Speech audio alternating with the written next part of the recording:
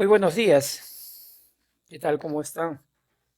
Esperando de todo corazón que todos estén muy bien por ahí. Bienvenidos a una nueva clase de gramática. En esta oportunidad tocaremos el tema de la semántica, la clase de significados y la importancia que tiene el contexto en cada uno de estos.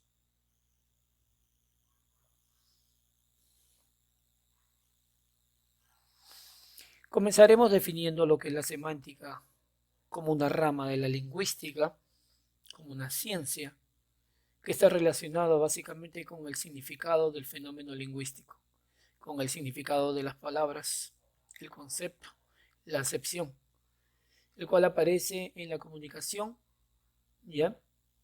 Ya sea mediante palabras, frases u oraciones.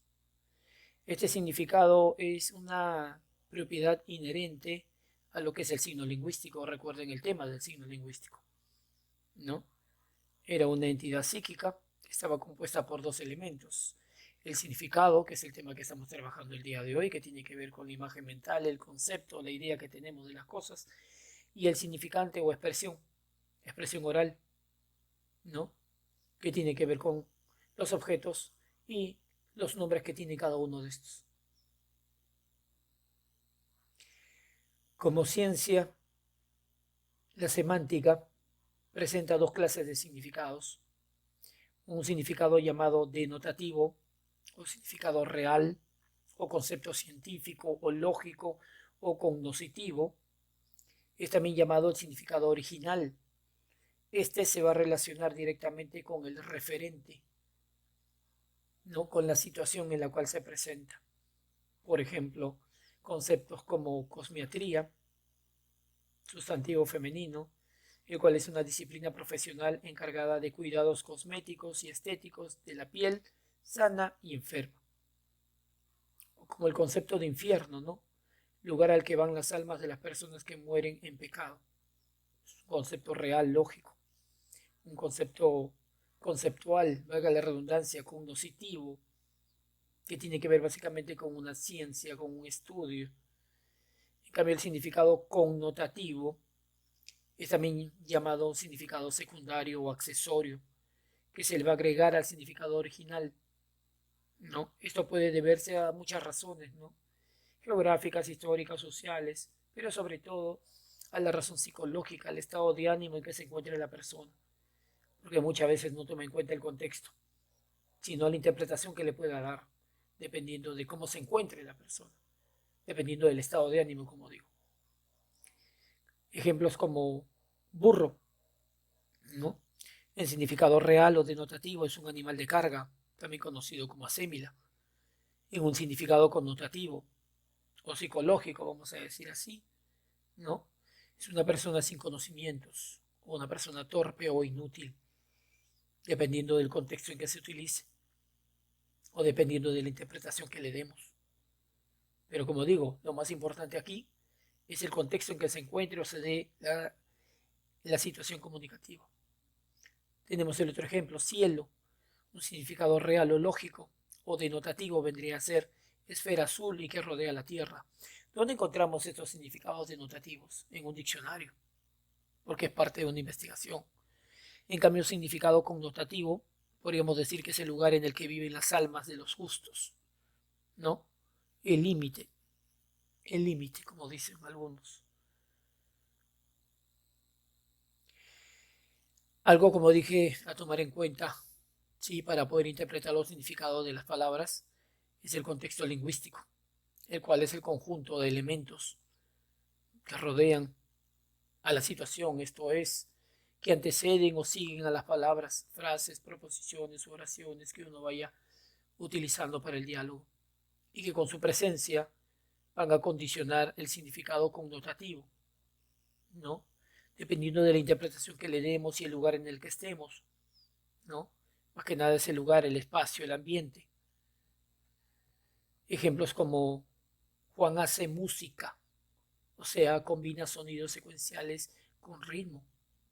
Tu voz es como música para mis oídos.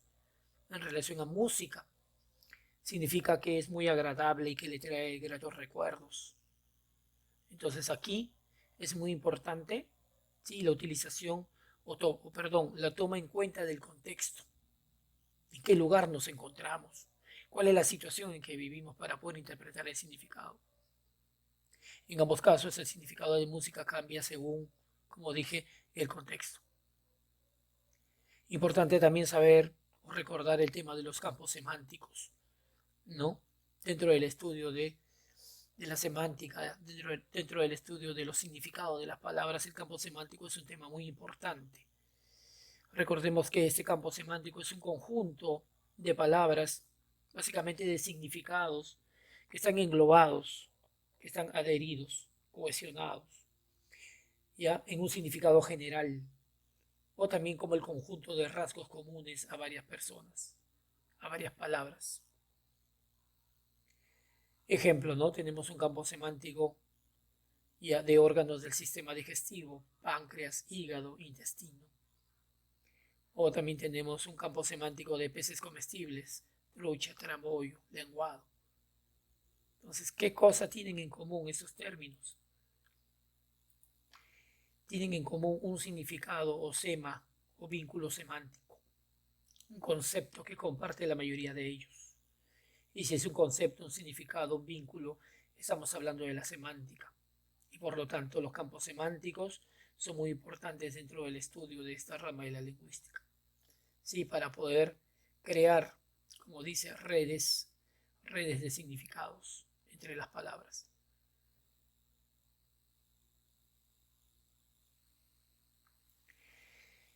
De acuerdo a esto, ¿qué tipo de relaciones se pueden establecer entre los significados de las palabras?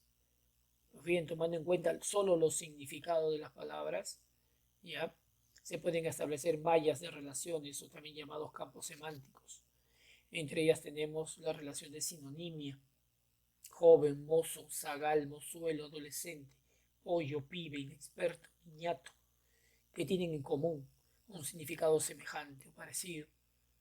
Por lo tanto, este tipo de relación es un fenómeno semántico que tiene que ver con involucra el significado, el cual consiste en la existencia de palabras con significados semejantes o parecidos. La relación de polisemia, ¿no? Y también la relación de homonimia, para hacer un paralelo entre estos dos conceptos que muchos consideran semejantes, que muchos consideran que son iguales, pero sin embargo hay una gran diferencia. Porque si bien es cierto, la polisemia es un tipo de fenómeno semántico que consiste en que una misma forma fonética, ¿ya?, u ortográfica, ¿ya?, una misma palabra que suene igual y que se escribe igual, puede poseer diversos significados, ¿ya? Pero estos significados van a derivar de una sola raíz de origen. Hay que tomar en cuenta su etimología. Por ejemplo, cresta, en relación a parte de la cabeza de algunos animales, especialmente de las aves, ¿no? O cresta como cumbre de una ola, o cresta como parte superior de una montaña. Lo común que tienen es la forma. ¿Y por qué razón? Porque cresta y los tres significados derivados de esta ya pertenecen a una misma, sí, a una misma raíz etimológica. Por lo tanto, sus significados se parecen, son semejantes en cuanto a la forma. Aquí va a haber polisemia. Aquí va a existir polisemia. En cambio, la homonimia no. La homonimia es un fenómeno semántico que consiste en la existencia en una lengua determinada de dos significados provistos de idéntica forma fonética y ortográfica. Entonces estamos hablando de homófonas y homógrafas. No, en el caso de las homógrafas, vino y vino. Aquí no existirá polisemia. ¿Por qué? Porque ambos significados derivan de raíces etimológicas distintas. Y es más, pertenecen a categorías gramaticales distintas. Vino, sustantivo, bebida hecha a base de uva. Vino, verbo, tercera persona singular indicativo. En cambio aquí no, cresta, los tres, ¿sí? Las tres palabras cuyos significados están al costado son sustantivos. Por lo tanto, eso me da a entender que deriva de una misma raíz etimológica. En cambio, la homonimia no. En este caso, la homografía, porque la homografía se desprende de la homonimia, sus significados van a derivar de raíces distintas. Vino, vino, por ejemplo, ¿no? La antonimia. Si hay sinonimia, habrá antonimia, el cual es un fenómeno que consiste en la incompatibilidad o exclusión entre los significados de las palabras, o aquellas que tienen significados opuestos. Ejemplos: fecundo, estéril; opulento, paupérrimo; inicuo, inocuo; o normal, anormal.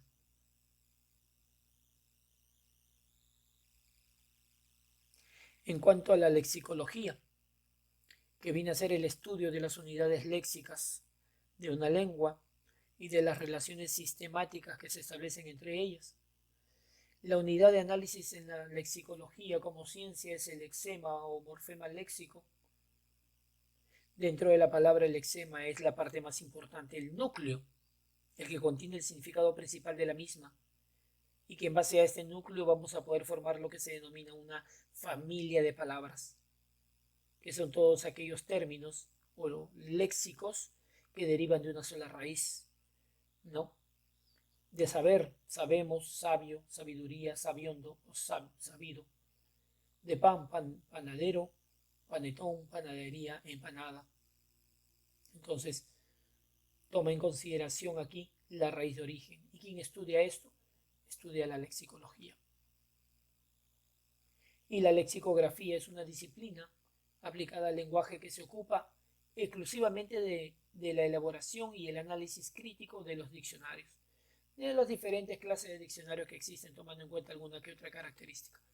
Para ello no solo se sustenta, no solo se basa en los principios teóricos y metodológicos de la lingüística, sino que cuenta con los suyos propios.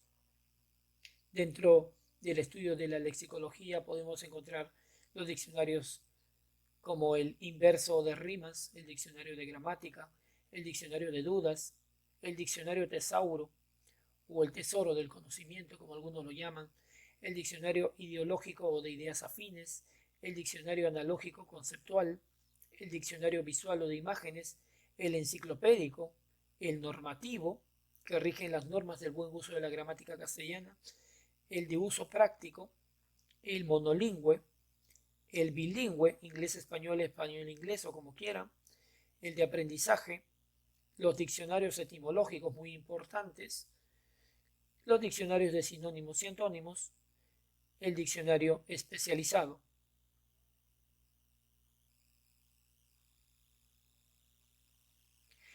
Muy importante tomar en cuenta este tema de la semántica para poder reconocer la importancia de los significados en las palabras y, sobre todo, el entendimiento del significado, tomando en cuenta, muy importante, el contexto en el que uno se encuentre.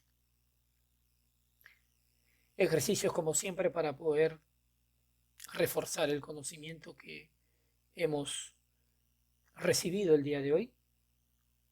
Algunos que otros más en cuanto a la sinonimia, ¿sí?, para relacionar, y ejercicios de polisemia u homonimia.